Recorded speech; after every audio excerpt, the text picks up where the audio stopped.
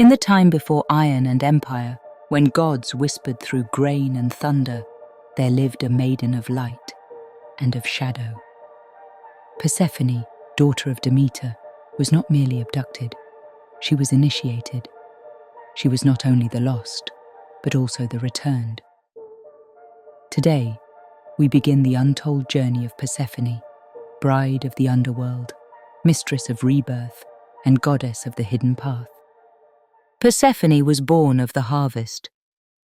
Daughter of Demeter, the goddess of agriculture and fertility, she grew up in the golden light of the mortal world, a core, a maiden, untouched by sorrow or shadow. Her name then was simply Core, meaning girl or maiden. She wandered through wildflower meadows, attended by nymphs, and laughed in eternal springtime. But the gods do not allow innocence to last. The world above was not the only world.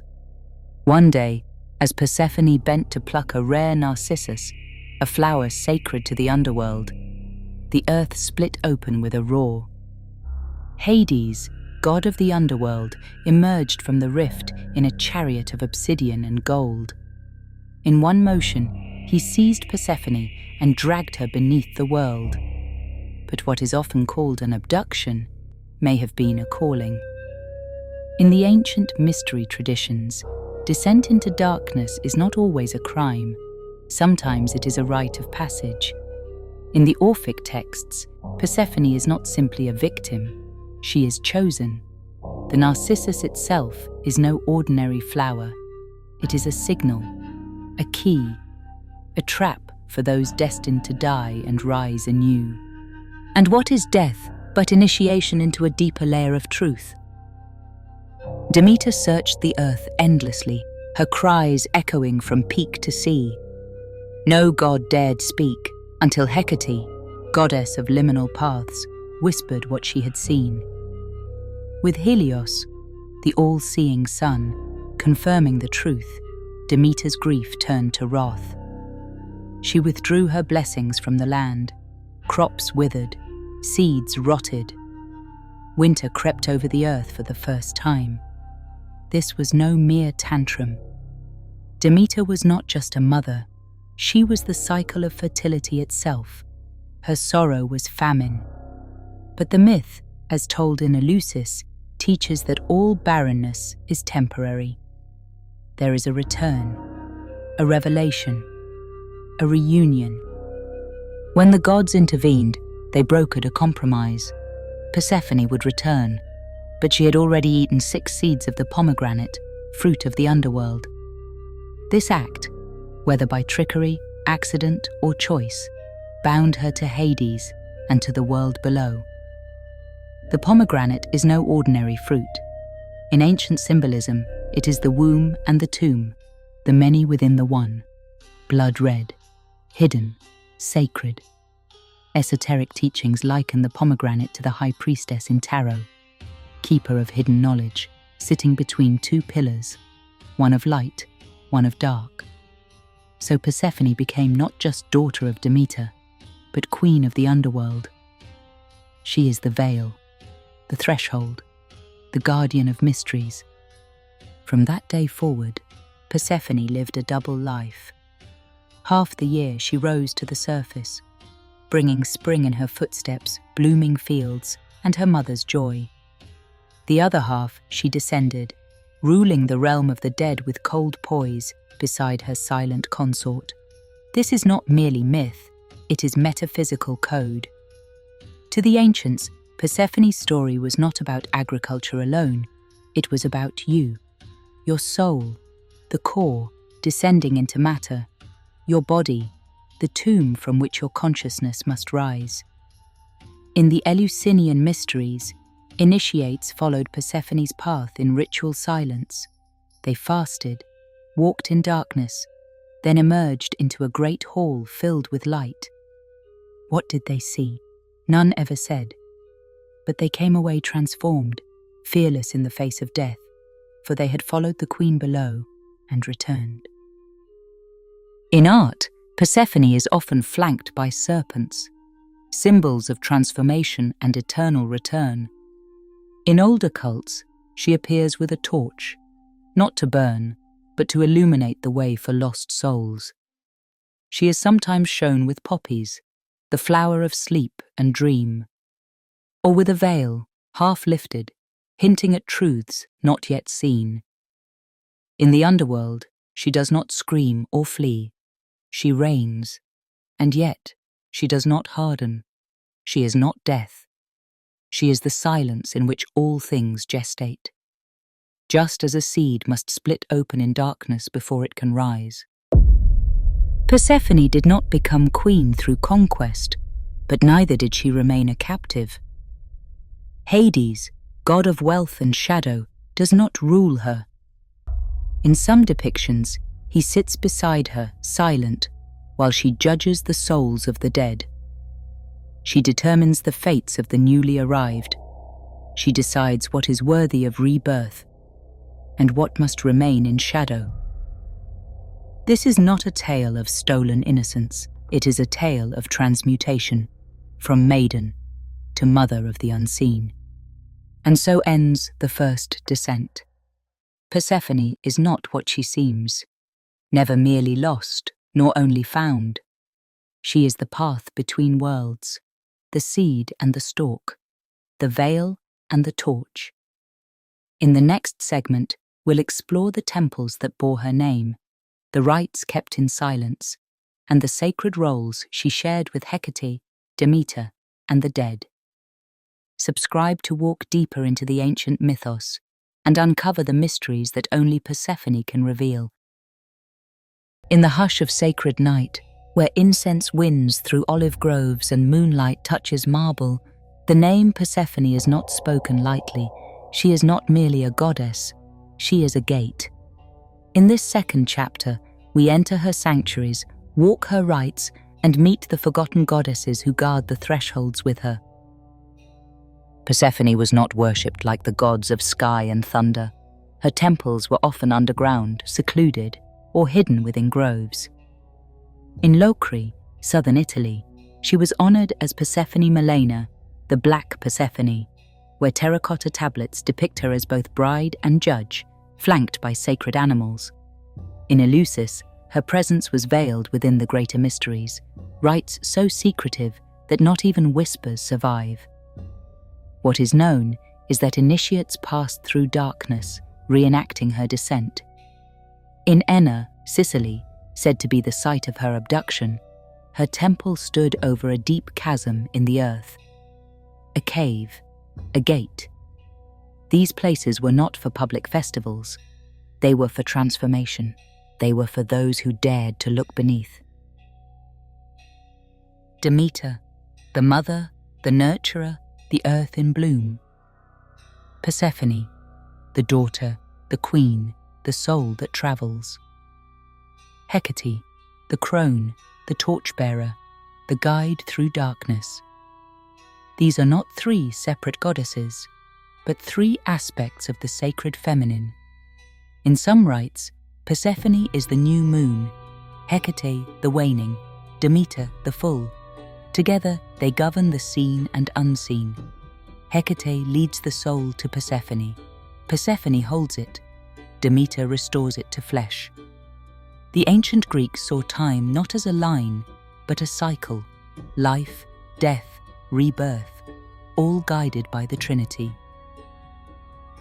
Each year, thousands journeyed to Eleusis, just outside Athens, to take part in rites older than Homer. They drank the kykeon, a sacred barley brew. They fasted. They walked the sacred way in silence. At the climax, they entered a vast hall, the Telesterion, where the story of Demeter and Persephone was revealed in sacred drama. The Hierophant, high priest, led them in ritual reenactment. What they saw, what they heard, is lost to history. But one thing is known: those who passed through the mystery left changed. In Plato's Phaedrus, he writes that the soul is reminded of divine truth through these mysteries. that we once beheld the gods before incarnation. And Persephone was the bridge, the memory, the return. In traditional esoteric symbolism, Persephone is the embodiment of the high priestess. She sits between Boaz and Jachin, the two pillars, representing duality, life and death, light and dark, surface and depth. Behind her, the veil of pomegranates, just as Persephone stood behind the veil of the world. She is not active. She receives. She knows. Her power is not of force, but of threshold. In deeper arcana, she appears again as the death card, not as an end, but as transition. To draw Persephone is to step into mystery, to face the unknown, and trust in return. Though Hades is the lord of the underworld, it is Persephone who judges. In older myths, she weighs the souls, not to punish, but to discern. She sees the unseen. What lay hidden in life becomes clear in her gaze. The pomegranate throne is hers. She sits not in wrath, but in silent knowing. In some Orphic traditions, those who lived justly were granted the chance to rise, reborn into the realm above, but only if Persephone allowed it. Persephone's animals are rarely lions or eagles. They are subtle, symbolic. The serpent, which sheds its skin and knows both above and below. The bat, which flies in night and hears without seeing. The pig, sacrificed in the Eleusinian rites, symbol of fertility and blood. Her emblems include the torch, the mirror, and the narcissus flower, each a symbol of reflection, light in darkness, and the portal to transformation. The ancients carved these symbols on tombs and temple walls, not in fear, but in reverence.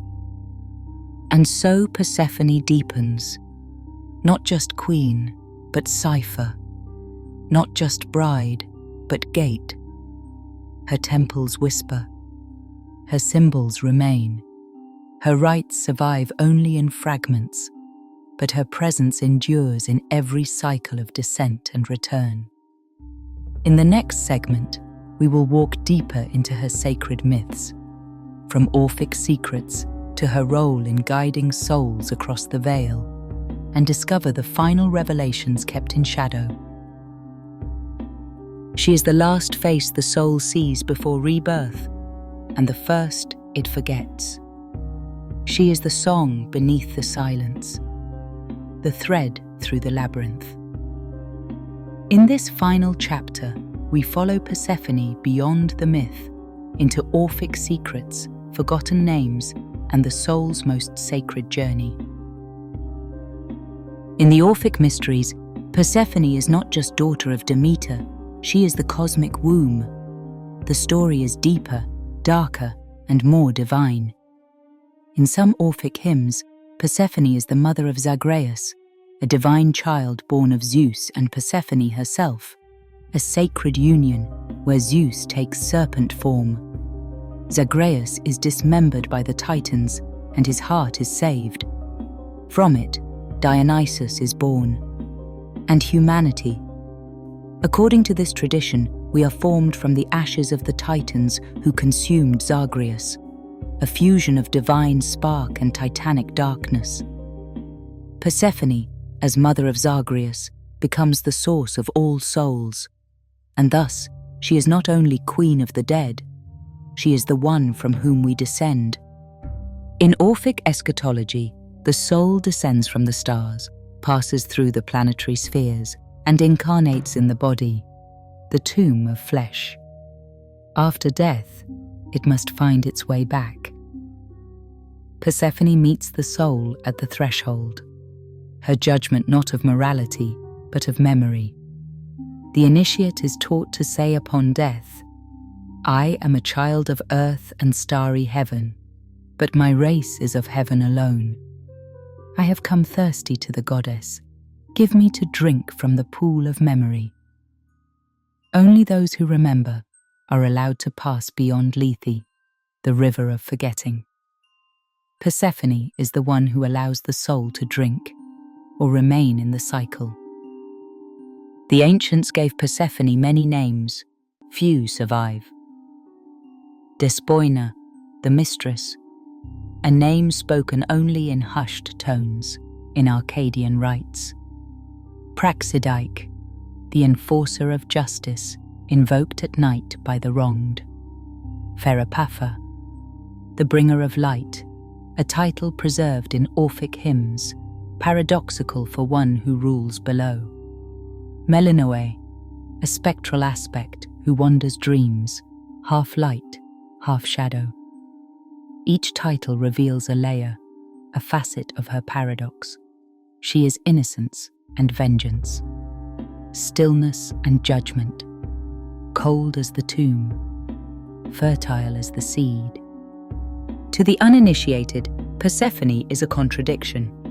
She is the core, the spring maiden, yet she is also Iron Queen who holds the dead in their place. She is a mother, yet childless. She is consort, yet sovereign. And yet, all true mysteries are built on paradox. What is life but death in motion? What is death but a deeper becoming? Persephone does not resolve the duality. She is the duality. She teaches not with words, but with presence. Her silence is the initiation. In the Thesmophoria, women fasted and performed secret rites to honor Persephone and Demeter. It was a festival of fertility and death, known only to women. In the Necromanteon of Ephyra, seekers descended into caverns to speak with the dead. Persephone invoked before every summoning. In Orphic burial tablets, found beside the remains of ancient initiates, were inscriptions to guide the soul through the underworld, all bearing her name. These rites were not superstition. They were sacred technology, doors to deeper knowledge, roads back to the stars. And Persephone was the key that turned the lock. In the final vision of Persephone, she is no longer just the bride of Hades or the lost daughter. She is the initiate who became the initiator. She descends to rise. She is buried to bloom. Her story is the spiral that winds through all sacred myth: sacrifice, descent, transformation, return. And those who walk her path, in ritual, in dream, in silence, do not worship her, they become her. Persephone, daughter of earth and shadow, queen of the veiled gate, whisper of rebirth. She is not a relic, she is a rhythm, and when the time comes to step into the dark, be it in ritual, in sorrow, or in death, it is she who meets you, not with chains, but with a torch. Thank you for walking this path. Like, comment, and subscribe if this journey stirred something within. There are more gates, more myths, more truths hidden in the soil of the old world. And Persephone, as always, waits.